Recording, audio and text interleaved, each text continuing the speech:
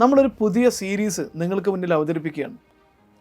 നേരത്തെ പറഞ്ഞ പോലെ തന്നെ പ്രതിസന്ധികളുടെ തീരത്ത് നിന്ന് സ്വന്തം കഠിനാധ്വാനം കൊണ്ട്, ഇച്ഛാശക്തി കൊണ്ട്, ആത്മവിശ്വാസം കൊണ്ട് വിജയത്തിൻ്റെ തീരത്തേക്ക് പാഞ്ഞു കയറിയ, വിജയത്തിൻ്റെ തീരത്തേക്ക് ബിസിനസ് സംരംഭങ്ങളെ കൈപിടിച്ച് കയറ്റിയ ഒരു പറ്റം സംരംഭകരെ പരിചയപ്പെടുത്തുന്ന, അവരുമായിട്ട് ഇൻറ്ററാക്ട് ചെയ്യുന്ന, അവരുമായിട്ടുള്ള ഒരു കോൺവെർസേഷൻ പോഡ്കാസ്റ്റ് സീരീസാണ് നമ്മൾ ഇന്ന് നിങ്ങൾക്ക് മുന്നിൽ പരിചയപ്പെടുന്നത്.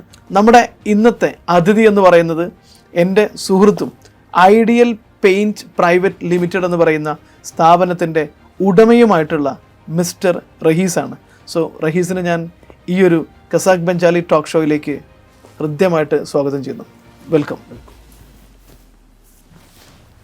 സോ നമ്മളിന്ന് റഹീസിൻ്റെ കഥയാണ് കേൾക്കുന്നത്. എങ്ങനെയാണ് മലപ്പുറം ജില്ലയിലെ ഒരു ഗ്രാമത്തിൽ നിന്ന് സാധാരണ പഠനത്തിൽ വലിയൊരു ശോഭിച്ച മാർക്കുകളൊന്നും നേടാതെ, എന്നാൽ ഒട്ടും മോശമൊന്നുമല്ല, വലിയ അക്കാഡമിക്കലായിട്ട് വലിയ സക്സസ് ഒന്നും എടുത്തു പറയാനില്ലാത്ത ഒരു വിദ്യാർത്ഥി തൻ്റെ പ്രാഥമികമായിട്ടുള്ള വിദ്യാഭ്യാസവും അതുപോലെ തന്നെ ബിരുദവും കഴിഞ്ഞതിന് ശേഷം, ഡിഗ്രിയും കഴിഞ്ഞതിന് ശേഷം തൊഴിലിടങ്ങളിൽ നിന്ന് ബിസിനസ്സാണ് തൻ്റെ വഴി എന്ന് കണ്ടെത്തി ബിസിനസ്സിലേക്ക് ഇറങ്ങി ഇന്ന് സംരംഭക വീഥിയിൽ കേരളത്തിൽ പ്രത്യേകിച്ചും മലബാറിൽ വലിയ സാന്നിധ്യമായി മാറിയ ഐഡിയൽ പെയിൻ്റ് എന്ന് പറയുന്ന സ്ഥാപനം എങ്ങനെയാണ് തുടങ്ങിയത്, അതിൻ്റെ കഥകളൊക്കെ കേൾക്കാം. സോ ഒരിക്കൽ കൂടി നിങ്ങളെല്ലാവരും ഞാൻ റഹീസിൻ്റെ കഥയിലേക്ക് സ്വാഗതം ചെയ്തുകൊണ്ട് റഹീസിനോട് ചോദിക്കുകയാണ്, റഹീസ് എന്തുകൊണ്ടാണ് ഇപ്പോൾ സാധാരണ രീതിയിൽ മലപ്പുറത്തുള്ള ഒരു, അല്ലെങ്കിൽ നമ്മുടെ മലബാറിൽ കണ്ടുവരുന്ന ഒരു ട്രെൻഡ് എന്ന് പറഞ്ഞു കഴിഞ്ഞാൽ, നമ്മൾ കേരളത്തിൽ അങ്ങനെ ബിസിനസ് ചെയ്യാനൊന്നും അങ്ങനെയാണ്ട് ശ്രമിക്കാറില്ല. മറിച്ച് കേരളം വിട്ടിട്ട് പുറത്തു പോകുക, അല്ലെങ്കിൽ ഗൾഫിലേക്ക് പോകുക. പ്രത്യേകിച്ചും റഹീസിൻ്റെ കഥകൾ എനിക്ക് അറിയാവുന്നതുകൊണ്ട് തന്നെ റഹീസിൻ്റെ സഹോദരന്മാരൊക്കെ ദുബായിലും യു എയിലും ഒക്കെ അത്യാവശ്യം എസ്റ്റാബ്ലിഷ് ചെയ്തിട്ടുള്ള ആളുകളാണ്. തീർച്ചയായിട്ടും ബിസിനസ് എല്ലാം അവിടെ ചെയ്തിട്ടുണ്ട്.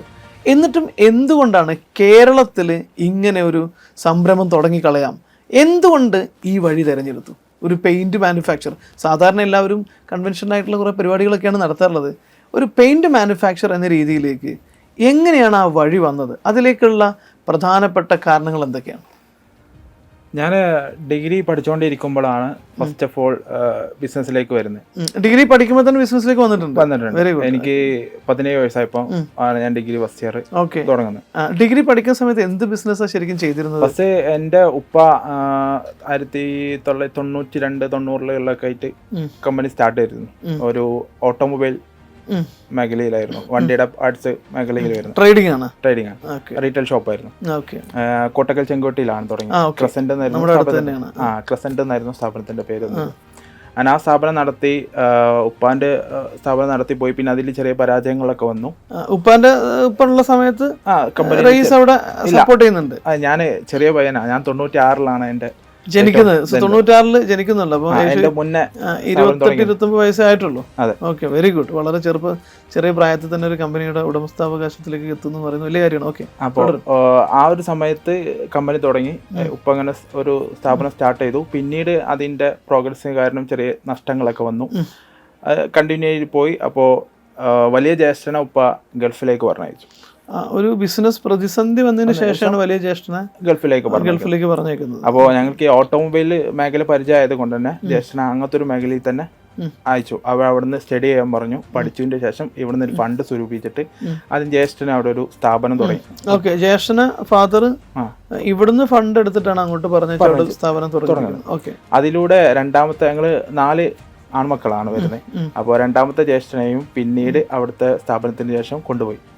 അപ്പോൾ അവർ 2 പേര് അവിടെ. അപ്പോൾ ഇതിന്റെ ചെറിയ ജ്യേഷ്ഠനായിരുന്നു പിന്നെ സ്ഥാപനം നടത്തിയിരുന്നു. അങ്ങനെ ഒരു 7 ഷട്ടറുള്ള സ്ഥാപനം ചുരുങ്ങി ഒരു ഷട്ടറിലേക്ക് എത്തി. അപ്പൊ ആ ഒരു ഷട്ടർ, കച്ചവടത്തിന്റെ വലിപ്പം കൂടുതലനുസരിച്ച് ഷട്ടർ ചുരുങ്ങി വന്നു. അങ്ങനെ ആ ഒരു ഷട്ടർ നടത്തിയിരുന്നത് ചെറിയ ബ്രദർ ആയിരുന്നു. അപ്പോൾ ഞാൻ പഠിച്ചുകൊണ്ടിരിക്കുകയാണ്. ഞാൻ +2 കഴിഞ്ഞ് ഞാൻ ഡിഗ്രിക്ക് ചേർന്നപ്പോൾ ഡിസ്റ്റൻസ് ചെയ്യാന്ന് വിചാരിച്ചു. കാരണം ഹാഫ് ടൈം ബിസിനസ് ചെയ്യാന്നുള്ള ഒരു താല്പര്യം ബിസിനസ്സുകാരനുള്ളിലുണ്ട്. സ്വാഭാവികമായിട്ടും വാപ്പയും സഹോദരന്മാരൊക്കെ ബിസിനസ്സിലുള്ളതുകൊണ്ട് തന്നെ ബിസിനസ്സിലേക്ക് ഒരു ഇൻട്രസ്റ്റ് വരാനുള്ള കാരണം എന്ന് പറയുന്നത്, എൻ്റെ ജ്യേഷ്ഠന്മാരും ഉപ്പയൊക്കെ ഇരുന്ന് എപ്പോഴും സംസാരിക്കും. ഞങ്ങളെല്ലാവരും ഒരുമിച്ചിരുന്ന് സംസാരിക്കും. അത് ഞങ്ങളുടെ വീട്ടിലൊരു, എന്നെ സംബന്ധിച്ചോളം എൻ്റെ നല്ലൊരു സ്വഭാവത്തിന്റെ ഏതെങ്കിലും നല്ലൊരു വശം ഉണ്ടെങ്കിൽ എൻ്റെ പ്രധാന കാരണം എൻ്റെ ഫാമിലിയാണ്. ഫാദറും സഹോദരന്മാരെല്ലാവരും കൂടെ ഒരുമിച്ചിരുന്ന് ഞങ്ങൾ ഒരുമിച്ച് ഭക്ഷണം കഴിക്കും, സംസാരിക്കലൊക്കെ ഒരുമിച്ചിട്ടാണ്. തീർച്ചയായിട്ടും നല്ലൊരു പ്രധാനപ്പെട്ട സംഗതി തന്നെയാണ്. അപ്പൊ അങ്ങനെ സംസാരിച്ചുകൊണ്ടിരിക്കുന്ന ഇടയിൽ ബിസിനസിന്റെ കാര്യം പറഞ്ഞപ്പോൾ ഞാൻ അവരോട് പറഞ്ഞു ഒരു ദിവസം എല്ലാ എക്സ്പെൻസും കഴിച്ചിട്ട് 30,000 രൂപ ഞാൻ പ്രോഫിറ്റ് ഉണ്ടാക്കുന്ന അന്ന് പറഞ്ഞു. അത് ഞാൻ പ്ലസ് 2 ഏത് കാലാണത്? 10ാം ക്ലാസ്സിൽ പഠിച്ചുകൊണ്ടിരിക്കും. ഏത് വർഷം ഏതാണ്? എനിക്ക് 2012 2012. ഓക്കെ. അത് കഴിഞ്ഞ് പിന്നെ എനിക്ക് തോന്നുന്നു ഞാൻ അബുദാബിയിൽ ആദ്യമായിട്ട് ജോലിക്ക് കയറിയ ഒരു സമയമാണെന്ന് തോന്നുന്നു, 2011-12 അപ്പോ ബിസിനസ് കൺസൾട്ടന്റ് ആയിട്ട്. ഓക്കെ. അതിൽ നിന്ന് അവരോട് പറഞ്ഞപ്പോ അവരെല്ലാരും എന്നെ കളിയാക്കി. അപ്പൊ ഞാൻ പറഞ്ഞു പ്രോഫിറ്റ് ഉള്ള സ്ഥാപനം തുടങ്ങുന്ന ഒരു കോൺഫിഡൻസിൽ പറഞ്ഞപ്പോ അവരെല്ലാരും കളിയാക്കി. ഇതല്ലാതെ തന്നെ അപ്പൊ ഈ ബിസിനസ് അല്ലാതെ അല്ല, ഞാൻ അന്ന് ബിസിനസ് ഒന്നും ചെയ്തിട്ടില്ല, ഫ്രീ ആയിട്ടിരിക്കണം. ഞാൻ 10ാം ക്ലാസ് കഴിഞ്ഞിട്ടുള്ളൂ. 10ാം ക്ലാസ് കഴിഞ്ഞിട്ടുണ്ട്. ഓക്കെ. അപ്പൊ ആ സമയത്ത് അപ്പൊ എന്നോട് ചോദിച്ച് ഈ വള്ളം ടിപ്പോടെ പരിപാടി തുടങ്ങുമോ എന്ന് ചോദിച്ചു. അപ്പൊ അതാവുമ്പോ വേസ്റ്റേജ് കുറവാ, ഇരിക്കുന്നവരും വീര്യം കൂടും. ഇരിക്കുന്നതോട് ഗുണമേന്മ കൂടും. അതുകൊണ്ട് തന്നെ ടെൻഷൻ ഇല്ല. കാരണം സാധാരണ ഈ എല്ലാവരുടെയും ഡെഡ് സ്റ്റോക്കിന്റെ പ്രശ്നം ഇൻവെന്ററിയിൽ ഡെഡ് ആയി പോവാന്നുള്ളതാണ് മിക്കവാറും ഒരുവിധ ബിസിനസ്സുകാരുടെ എല്ലാവരുടെയും പ്രധാനപ്പെട്ട പെയിനും ചാലഞ്ചും ഒക്കെ. അത് സൗകര്യമാണ്. ആ ഒരു സമയത്ത് ഇപ്പൊ ഞാൻ പറഞ്ഞ ആയിക്കോട്ടെ, അത് കച്ചവടമല്ലേ, ബിസിനസ് ചെയ്താൽ മതിയല്ലോ, പ്രോഫിറ്റ് ആണല്ലോ ഇവിടെ ഇമ്പോർട്ടന്റ്. അങ്ങനെ ആ ഒരു വർഷം ഞാൻ സയൻസ് എടുത്താലോ, അതായത് 10ാം ക്ലാസ് ഞാൻ വലിയ മാർക്കൊന്നും വാങ്ങിയിട്ടില്ല. അപ്പൊ അതുകൊണ്ട് അവിടെ അടുത്ത സ്കൂളിൽ തന്നെ മറ്റേ മാനേജ്മെന്റ് കോട്ടയിൽ എനിക്ക് ഒരു വേക്കൻസി ഒപ്പിച്ചു. അതിൽ കയറാൻ അപ്പോ സയൻസ് എടുക്കാൻ ഞാൻ VVMHS മാറാക്കര.